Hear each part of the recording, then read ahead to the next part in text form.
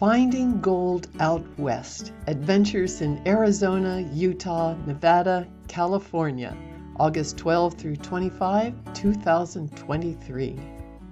My plan for the Western journey was to fulfill 3 great desires: attend the annual Era of Peace Conference in Tucson, see Sedona and Zion National Park with my own eyes, and join my dear friends Paul and Mary in Reno for adventures. I figured with 2 weeks' time I could fit it all in, and I felt sure that rich adventures would unfold. Tucson, days 1 through 6. The Era of Peace capstone event this year was the 37th Annual World Congress on Illumination, led by Patricia Cota Robles, the organization's radiant leader. I was one of roughly 350 attendees who came from around the world to envision and co-create a more peaceful, joyful, and loving world for all. There were many learning sessions and meditations, music performances, superb meals, new friends, and morning yoga for enthusiasts, and pathways for exploring the diverse desert ecosystem and nature's magnificence. The conference was a supreme experience. Before I left Tucson, my cousin Phil and his family and I got together. Their home is beautiful, and we had a delicious Mexican dinner nearby. Very nice to see you all, Phil. Until next time. Sedona, days 6 to 8. The drive from Tucson to Sedona was an easy 3 hours, and my blazing red Avis rental car served me well. I was elated to arrive at my Airbnb site in Cottonwood, just south of Sedona. Here's my glorious glamping tent. A storm was brewing at this time, though, and by dark it was a downpour with strong winds, lightning, and thunder. I reassured myself that surely this was not the tent's first storm, and all went well, no issues. And here's the fetching interior. Nothing lacked here or in the external amenities. I could live like this. The next morning I was in Sedona bright and early. It's a happening place. West Sedona, Uptown Sedona, Village of Oak Creek. The town bustled with tourists and stimuli of all sorts. And I had the best quiche ever at a spot called the Secret Garden. My main interest, though, was to see the Red Rock terrain. So I booked a half-day tour with Pink Jeep Adventure Tours. Have you ever ridden in a Jeep on a crazy bumpy dirt road? I can now say I did, and it was fun. Here's Wayne, our guide, giving us botanical info on yuccas. And here are my 2 fellow riders, taking in the energy and beauty of this off-road spot. After the tour, I continued with my own explorations. All of nature's expressions in Sedona are powerful. Alas, though, I had only 1 full day to spend in the region. Tomorrow would be time to move on. Zion National Park, days 8 through 10. I knew very little about Zion National Park until Paul recommended it to me as I was planning my Western trip. Zion would fit in perfectly. So after Sedona, it was Zion or bust. The car trip took about 5 hours. The bulk of the roadway flanked the east side of the Grand Canyon, and the views were spectacular. Some landscapes were green and seemingly lush compared to others that were more barren. At times, I felt like I was visiting another planet. I arrived at my Airbnb near Zion late in the day, and I was happy to rest. Tomorrow, I'd be taking a 3-hour horseback trail ride through Zion Canyon. The weather forecast was promising. Zion was all it could be in vast splendor. Our riding group was 8 strong, plus our guide Lance, a lifelong rider and a good leader. He kept us alert, safe, informed, and entertained as we ventured in and out of the canyon.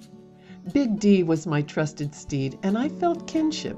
He treated me very well, and I enjoyed stroking his black mane and sharing gentle words as we made our way up and down the trail. There was plenty of time in the afternoon for cruising. This local gallery drew me right in.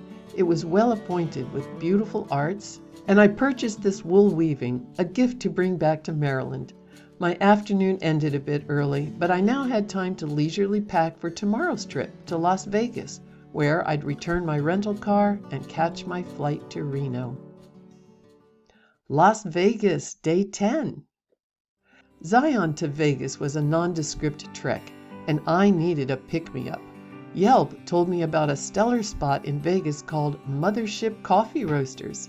Yes, I would like to see the mothership. There I had a truly spectacular latte.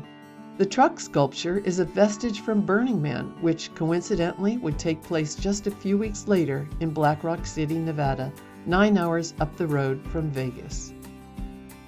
I took a requisite drive down Las Vegas Boulevard. Yes, indeed, everything is shiny and big. One pass-through was enough, though. I soon drove to the Avis site to return my car and hop a shuttle to the airport, which, coincidentally, is loaded with slot machines. Reno, days 10 to 14. At last, Reno and Paul and Mary. They've lived in Nevada since retiring, but Maryland was their home for decades, which is where we connected over many years. As a super brief introduction to them both, Paul is a gifted keyboardist and guitarist, and Mary is a master knitter and a seriously good Scrabble player. Their community is called Sierra Canyon. Everything there is artfully sculpted and tended. And as a temporary member of the household, I was delighted to take lovely and cheerful Bella for a few walks. She had me running a few times, though. Virginia City, Day 11. Have you heard of historic Virginia City in Nevada? I hadn't, but I should have, and I'd soon find out why on this, my first full day in Nevada. Paul was in the driver's seat, and Mary and I enjoyed our passenger comforts. We stopped a few times along the way. This roadside lookout is quite popular, and you can see why. The views are vast. That's Reno down there. Paul is the master guide throughout our journeys. This is the main street, C Street, in Virginia City, a charming and historic town, a boomtown in fact in 1859 when the first major silver deposit in the U.S. was discovered here, the Comstock Lode. Many mines opened afterward and the population soared to 25,000 residents. The town maintains many artifacts of earlier days in the city, like this wax figure in the window. Do you recognize Samuel Longhorn Clemens? He was a reporter in town for a few years, and this is where, for the first time, the very first time, he used Mark Twain as his professional pen name. We took a leisurely ride through mining territory on an old diesel train. The landscape was lovely. Of many interesting sights along the way, we passed this vestige of old mining equipment and learned a bit about miners' lives. Our tour guide was the real McCoy, just like the conductor of Days Gone By. It was a great morning in Virginia City, bright and beautiful. After lunch, we headed to the next leg of today's journeys, Pyramid Lake. Pyramid Lake, Day 11. We drove an hour or so north of Virginia City to the lake. I learned it's a remnant of the ancient Lake Lahontan, which was a colossal inland lake that once covered most of Nevada. And there's no building or development around the lake, at least that I could see. The landscape is pristine as per design by the Paiute tribe. And that rock mound in the distance is called a tufa deposit. It was once a freshwater reef. Here's another tufa nearby, and there are many others around the lake. They were formed 13,000 to 26,000 years ago. Some may have hieroglyphic markings. We visited the Paiute Tribe Museum, too. The artifacts were numerous and captivating. I imagined how it might have felt to don this beautifully beaded dress. At the gift shop, I bought this fanciful illustrated book, The Pyramid Pony, autographed by the author. It's a magical story about wildlife in the Pyramid Lake region and the importance of respecting wild things and keeping them safe. As we left the reservation, we drove by this behemoth of a metal sculpture, clearly being transported to Burning Man a few hours north. Burning Man wouldn't fit in our plans, but as we drove home, we talked a bit about tomorrow, California and Lake Tahoe. Lake Tahoe, Day 12. Lake Tahoe is America's second deepest lake and its sixth largest lake, with 70 miles of shoreline and strikingly cobalt blue water. Roughly half the lake is in California and half in Nevada. Views of the lake from any vantage point are breathtaking. Our first adventure at the lake was to tour the Hellman Erman Mansion, one of the grandest old Tahoe mansions in existence, built in 1903 by a very wealthy banker. It's nearly 12,000 total square feet on 2,000 acres of land. It was intriguing to imagine living like this back in 1903, or even now. A bit later, we took a stimulating Spirit of Tahoe lake cruise. Here we are right before boarding. For a good while, I stood on the bow with these two passengers. It felt great to feel the wind in our hair and a sense of freedom. But it was good to get back to the shore after a couple hours. A fine meal awaited Paul and Mary and me. Truckee and Donner, Day 13. It's my last full day in the West, but adventure is still ahead as we travel southwestward through the pines. The sky is ever a vast realm of white and blue. We arrived quickly in the historic town of Truckee, California, a quintessential mountain town honoring the Paiute Native American chief Truckee-so, who was a kind and extremely valued guide to settlers in the area. The town's history is reminiscent of a good Western movie. For instance, when gold prospectors and the Central Pacific Railroad came in the mid-1800s, the town was, and I quote, dusty, gritty, sinful, and downright dangerous.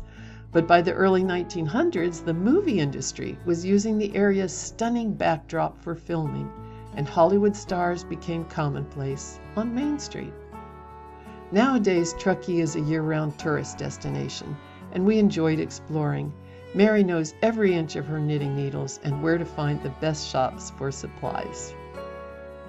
A short distance away was our main destination, Donner Memorial State Park. You may have heard of the Donner Pass and the trials the Donner Party experienced back in 1846. It was a group of 89 emigrants who left Illinois in April 1846, heading to California to begin new lives. They tried to take a new and supposedly shorter route to get there, but encountered rough terrain and many delays, and eventually became trapped by heavy snowfall, 22 feet high at points, in the Sierra Nevada mountains. They suffered tremendous trials and loss of life, and only half the group reached California the following year. The Park Museum brings this story to life along with additional aspects of the Bound for California years. For youngsters today, well accustomed to SUV travel, it might be hard to imagine traveling in a covered wagon. But the Sierra Nevada mountains are spectacular. Their dramatic skyline and landscapes make them one of the most captivating physical features in the U.S. Looking eastward, Day 14. Well, my time in the West was coming to an end, but the adventures, the abundant natural beauty, and the comradeship inspired me and transformed me in uncountable ways. Of many cherished moments over my 2 weeks in the West, this one was extra special at Paul and Mary's, as Paul walked us down memory lane on his exquisite acoustic Taylor guitar, and he sang, and I added harmonies here and there. It was an ode to rich times we shared long ago, and to the present, and to lasting friendship. A toast to all, and to golden days in the West. Thank you for watching this video.